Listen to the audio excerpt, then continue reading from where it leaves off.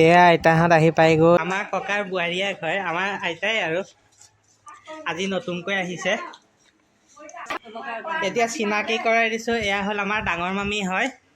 তাৰপিছত এইফালে আইতাক দেখিছেতো ভিডিঅ'ত। আজি আমাৰ ঘৰলৈ আহিছে। এইগৰাকী আইতা এতিয়া চিনাকি কৰাই দিলোঁৱে, নতুনকৈ আহিছে আমাৰ খুৰী আইতা আৰু।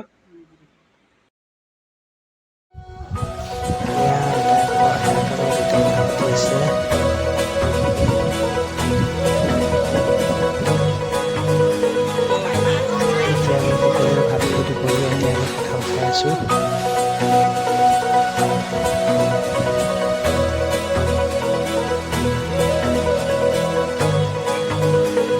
মাহঁতক কঁঠালৰ আঠা লাগি এতিয়া চফা কৰি আছে। এতিয়া আইতাহঁত যাব ওলাইছে ন ঘৰ যায় কওক মুখৰে